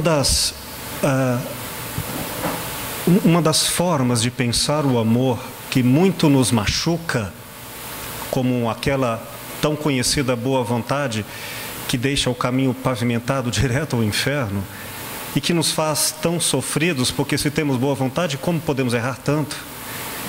É o erro de tomar sinônimo amor com o ato de gostar, como o desejo satisfeito.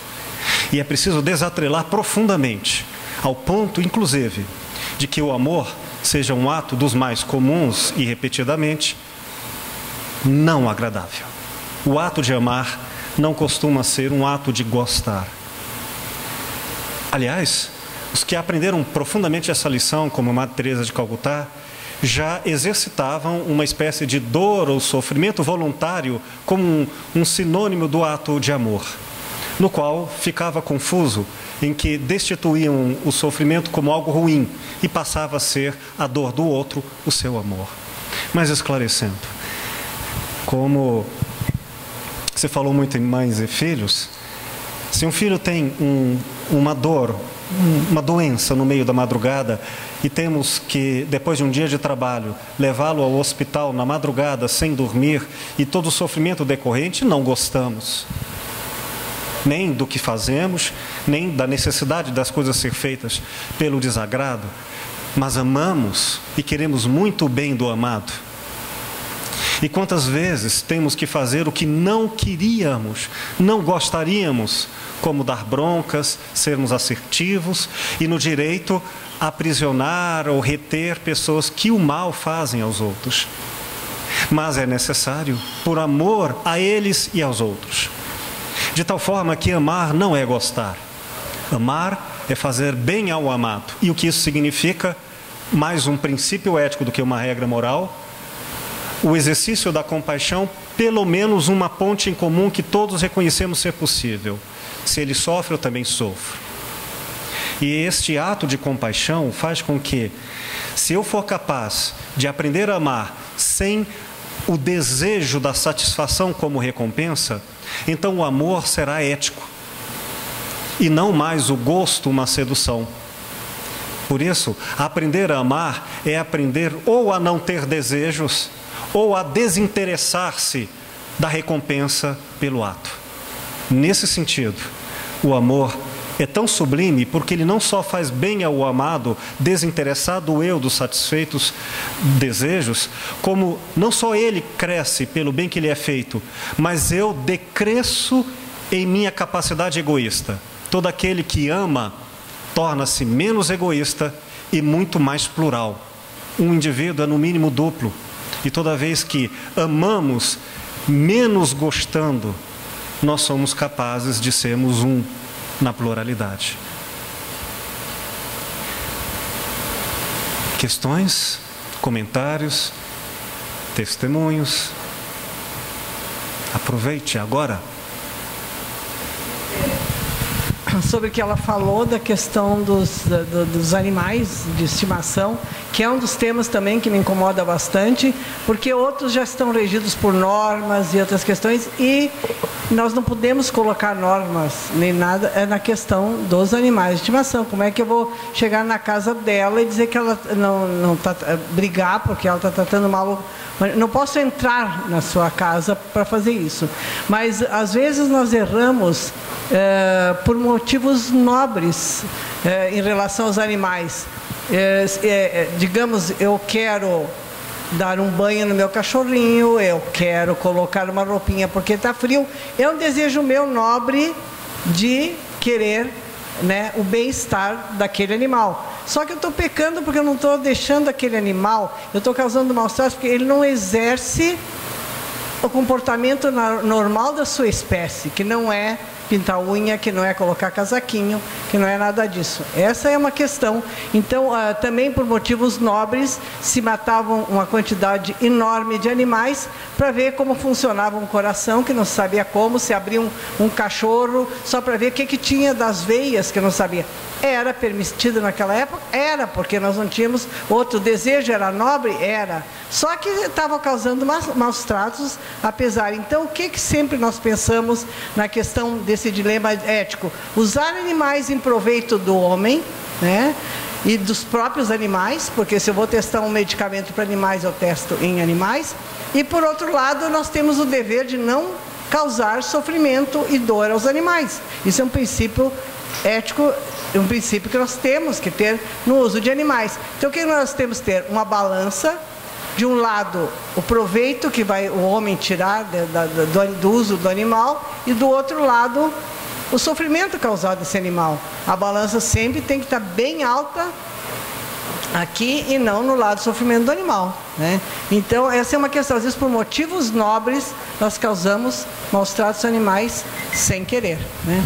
E lembrando Gibran Khalil Gibran, que se a dor for inevitável e de intensa ao ponto de matar o animal, que ao menos ao fazê-lo esteja eu capaz e disposto de me entregar também, chegado a hora, à morte sem revolta. Se for necessário o sofrimento, que eu também me coloque sobre as mesmas leis, então estará tudo bem, no melhor possível. O amor não nos isenta do sofrimento, mas nos eleva para além. Sim, queridos, questões?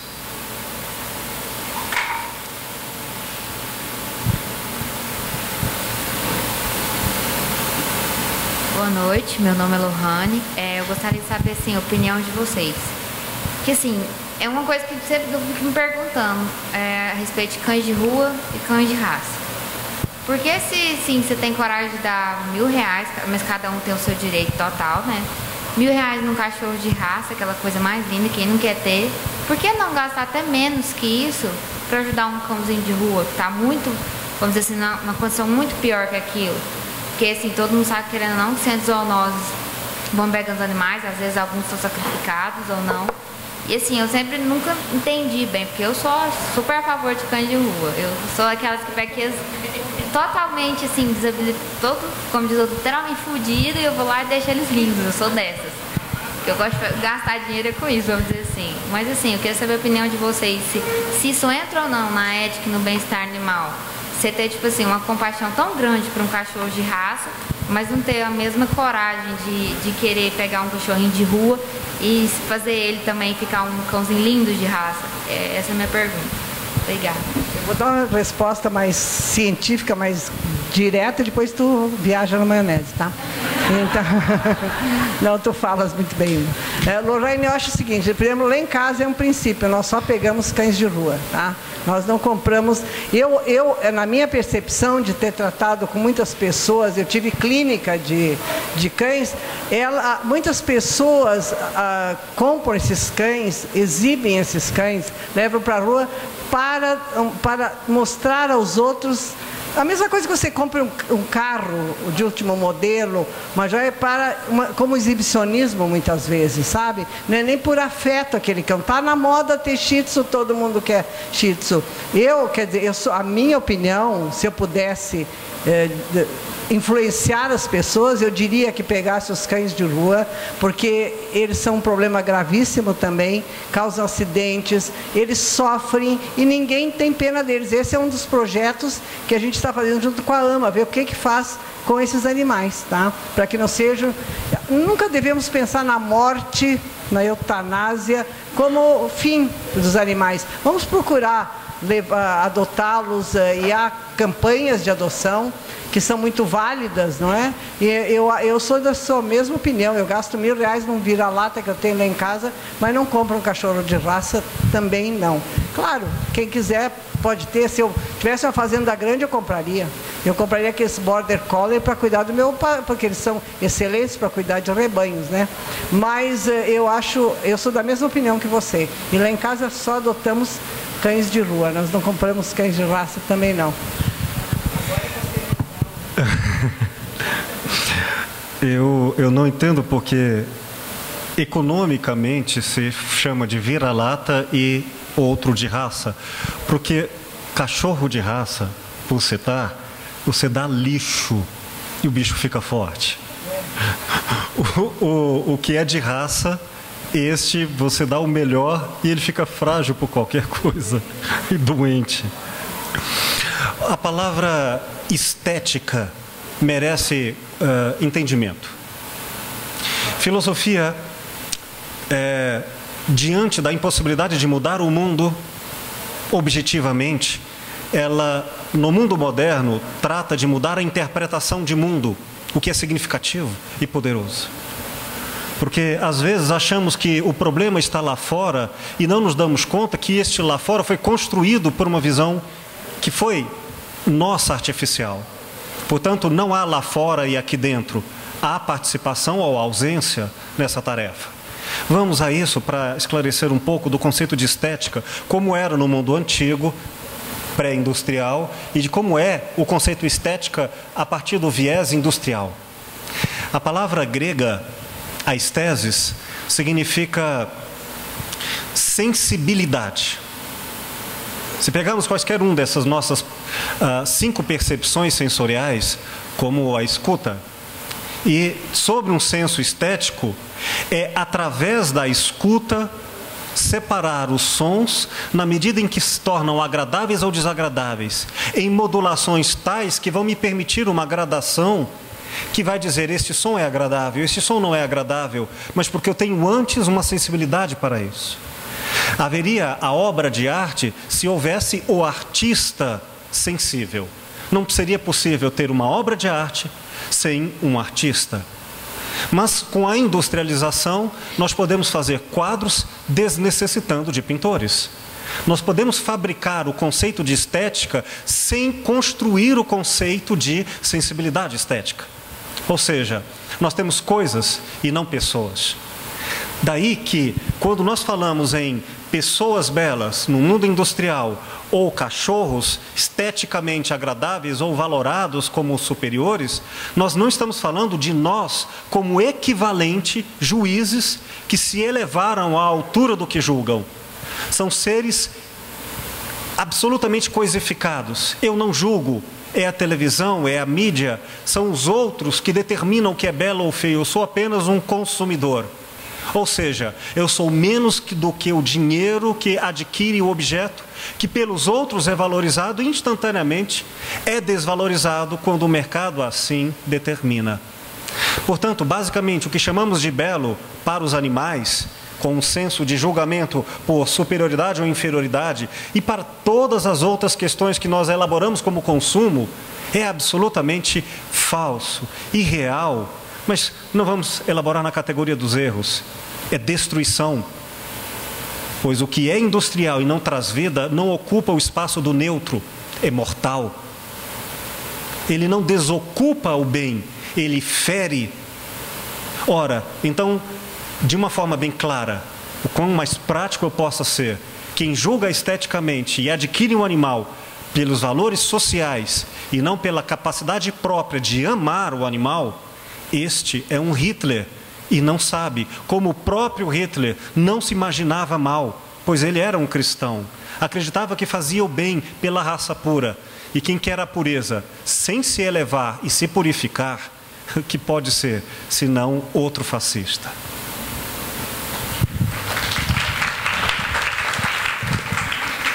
Eu só queria... Já vá. Só queria acrescentar que eu não falei, é extremamente importante, como é que nós mantemos o bem-estar do animal, como é que nós conseguimos ajudar o animal que está próximo de nós, seja de estimação, seja de produção, qualquer área. Como é que nós conseguimos? Em primeiro lugar, nós temos que conhecer muito bem a biologia desse animal e a etologia, as necessidades dele, não as nossas necessidades.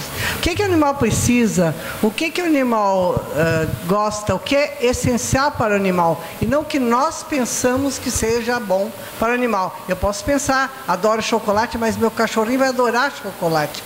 E não, faz mal para o cachorro. O chocolate não faz bem ao cachorro.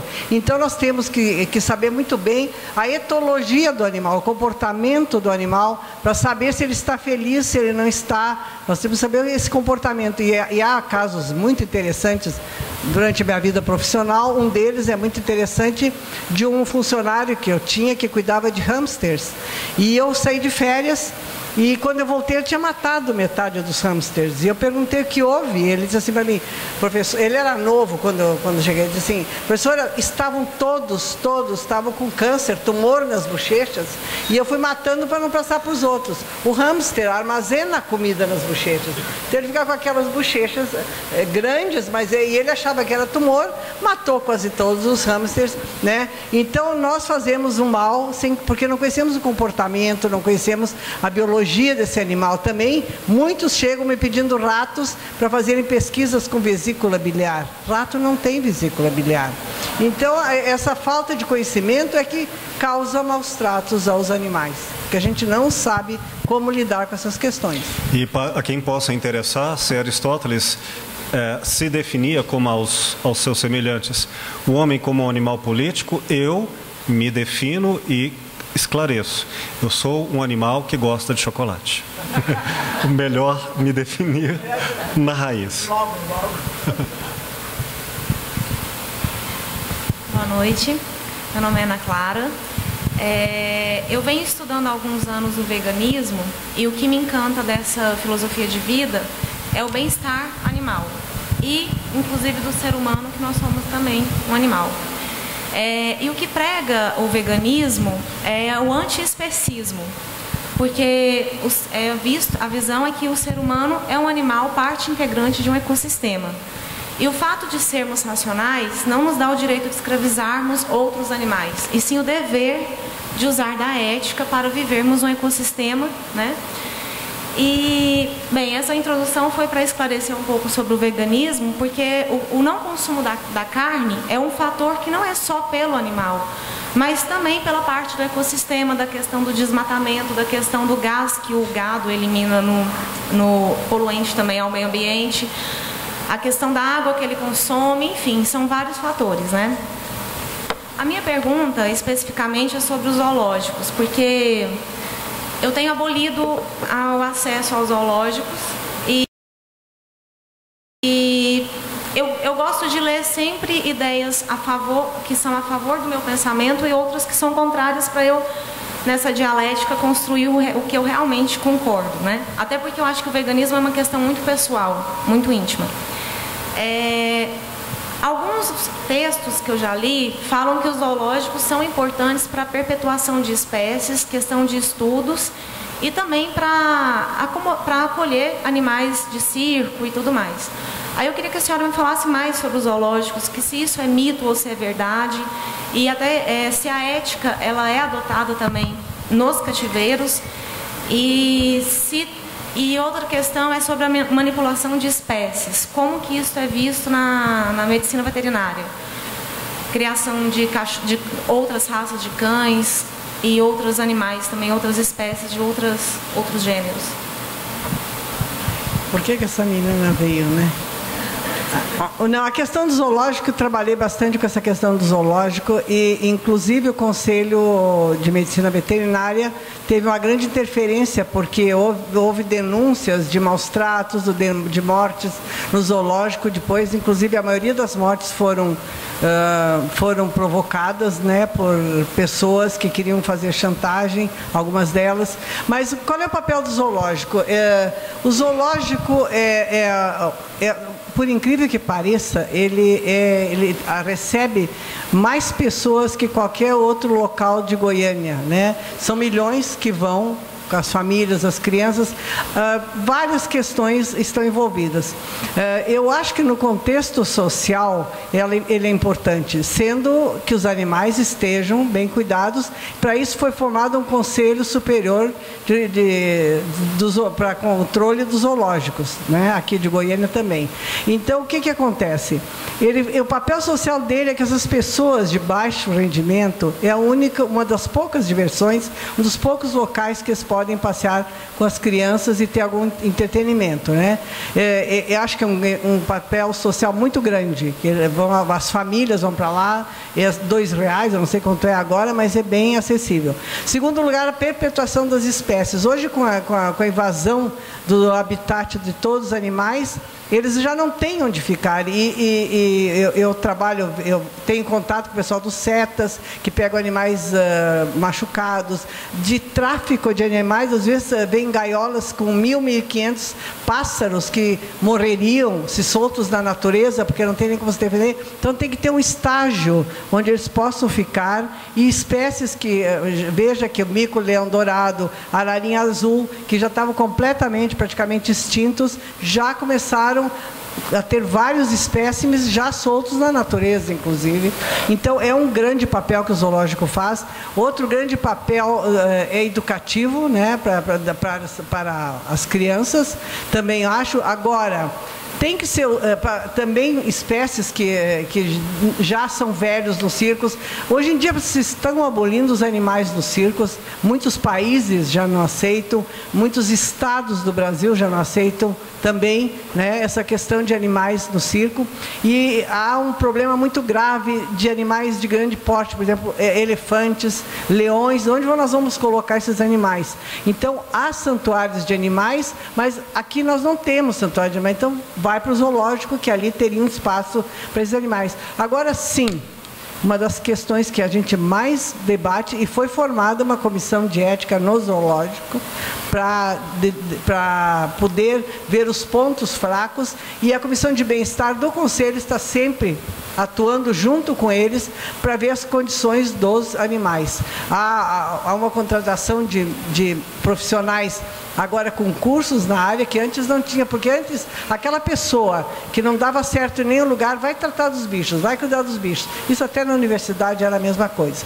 Então hoje já não há. Então eu acho ainda o zoológico com um papel importante, porém ele tem que visar o bem-estar do animal, enriquecer o ambiente do animal. Não podemos mais ter aquela gaiola onde está um tigre, coitado, caminhando para lá e para cá sem ter espaço, sem ter uma distração, algo que ele possa brincar. Então, hoje já não se admite isso. Se exige o enriquecimento ambiental de cada alojamento dos animais, tá? Se ainda não está sendo 100% feito, está sendo feito um esforço muito grande para isso. Já foram vários pedidos de eliminação do zoológico de Goiânia, né? Mas foi vencido que não deveria ser extinto ainda. Então, há zoológicos fantásticos no mundo todo que cumprem muito bem esse papel. Tem o zoológico de Londres, que é fantástica a questão dos animais vivem como se estivessem no seu habitat natural. Então, é isso que a gente deveria procurar e tentar. Nossas condições econômicas não deixam, mas a gente deve continuar tentando isso aí. E que mais tu falaste da manipulação genética, né? É da manipulação genética que tu me perguntaste? Ali, desculpa, estava olhando para ela lá. Foi da manipulação genética que tu me perguntaste? Tá. A manipulação genética, ela exige, se você quiser saber, existe mais de 5.000 linhagens fabricadas de camundongos, mais ou menos 4.500 linhagens de de ratos, né? E também se faz o xenotransplante, que é o transplante de órgãos de animais para o homem, de homem para os animais, buscando a rejeição ou não dos órgãos, estudar a rejeição de órgãos. Esses animais são extremamente úteis no estudo de doenças, mas há um grande conteúdo ético. Porque são animais, muitos deles, que já nascem sofrendo, já nascem diabéticos, já nascem com hipertensão, já nascem com epilepsia. Então, o que acontece? Exige um cuidado extremado e há necessário licenças especiais para o uso desses animais, tem que ser o menor número possível. Agora, estou falando de testes, né, que são necessários. Se você tiver um rato que nasce já com hipertensão, esse animal, com 2 animais desses, você pode descobrir o medicamento para hipertensão. Se o animal não for naturalmente hipertenso, você pode precisar de 100 a 200 animais. Tá? Então, é essa finalidade maior, que você já está com a doença e já tenta a cura dessa doença. Agora, temos a CTN-Bio, que é o Controle Nacional dessa questão de biotecnologia, que trata dos animais transgênicos, que é extremamente rigorosa. A UFG tentou, não conseguiu licença para fazer um trabalho com um desses animais. Então, ele não é assim ao livre e ao bel prazer de ser feito. Existe, e eu, particularmente, eu não sei se vocês já leram algo sobre Peter Singer. Sim? Peter Singer era muito contra a experimentação animal, contra essa questão da manipulação genética. Tem o livro dele, que quem já leu sabe. Só que ele acabou de dar... em 2002 ele deu uma entrevista para a BBC de Londres, onde ele dizia o seguinte: bom, eu acho que tem que voltar atrás. Algumas pesquisas ainda são necessárias. Você sabe por quê? Porque ele tem um filho com a doença que não tem cura, ainda não foi achada a cura da doença. Então, muitas vezes, a nossa opinião se baseia se alguma coisa nos toca também. Tá? Não sei se era isso, Ana Clara, que tu queria. Eu queria fazer apenas um pequeno complemento, que a professora Ekaterina já colocou tão bem essa questão. Mas é por amor às palavras. Eu nasci poeta e tenho gosto pelos significados. A palavra ética, do grego ethos, significa moradia. Não no sentido físico. Há semelhança do que nas línguas se fala entre a diferença de casa para lar. Nem toda casa é um lar. Assim como mesmo abrigado debaixo de uma árvore sem teto, posso entender isso ser o meu lar. Portanto, ethos é no sentido subjetivo no qual o homem encontra o seu lugar na natureza. Ele não se confunde com os minerais, embora também coabite como um ser mineral, e assim também com vegetais e animais, mas há um espaço na natureza que ele é fabricado pelo próprio homem, não por exclusão, não por exclusividade, mas partícipe dessa realidade. O homem é artífice de si mesmo. Se ele não construir esta casa, que é cultura, se ele não cultivá-la, ele ficará fora de casa. Isto é, ele ficará fora da sua humanidade, ele se tornará desumano. Não há um neutro moralmente para o ser humano. Se ele não for ethos, que já disse, implica em contradições, processos, mas efetivamente uma história de construção de valores em bem comum, ele será desumano, desinteressado. Portanto, se falarmos em zoológico, teremos que pensar em uma ética para os animais, ou seja, um espaço no qual ali eles vivam em sua condição animal e não destituídas dela. Como a professora Ekaterina exemplificou tão bem, dos vários exemplos eu relembro este. Como pode um tigre, um ser quadrúpede, andar em 3 metros apenas? Isso não é ético, pois esse não é o espaço animal. Então, muito do que chamamos de espaço zoológico, social e culturalmente, é um crime ético contra o tratamento aos animais. No entanto, se pensarmos no zoológico, dadas todas as histórias de animais abandonados em necessidades terapêuticas, ou de ajustamento, ou de passagem, o zoológico seria nominado, penso eu, como esse espaço ético da terapia, onde ele não é locado, onde o animal não tem ocupação apenas, ele tem cuidado, ele é tratado. Ou como habitação final, porque ele, dadas as suas condições, é o melhor dos mundos possíveis, se não o ideal, como às vezes no zoológico na Inglaterra, mas temos aqui no nosso pouco espaço econômico o melhor possível, ou como um espaço de transição para o retorno efetivo, quando possível, à natureza selvagem. E mesmo aqueles que, pela cultura futura ainda, mas talvez próxima, desnecessitaremos da necessidade de reserva deste animal para ser visto, porque nossa compreensão e crença de estatuto da realidade está deixando de ser tão empírico. E ela passa a ser digital, ela passa a ser como vivo conceito de estar como quem antes respirava e precisava de pôr a mão na terra, agora muitos já nascem com a crença e o senso de realidade digital. Então, espaços de zoológicos digitais, onde a tridimensionalidade, onde a holografia vão atualizar para muitos, sem a necessidade de torná-lo um cativeiro dos males o menor. Mas entre o futuro e o que está, vamos ao melhor que pudermos. Queridos, pelo horário é chegado o momento, não de concluir, porque isso não tem fim, e o que foi posto repercute. Não há uma conclusão, mas há uma repercussão. E posso dizer que para os horizontes onde as coisas ditas e as energias emanadas jamais saberei onde chegaram ou de onde vieram.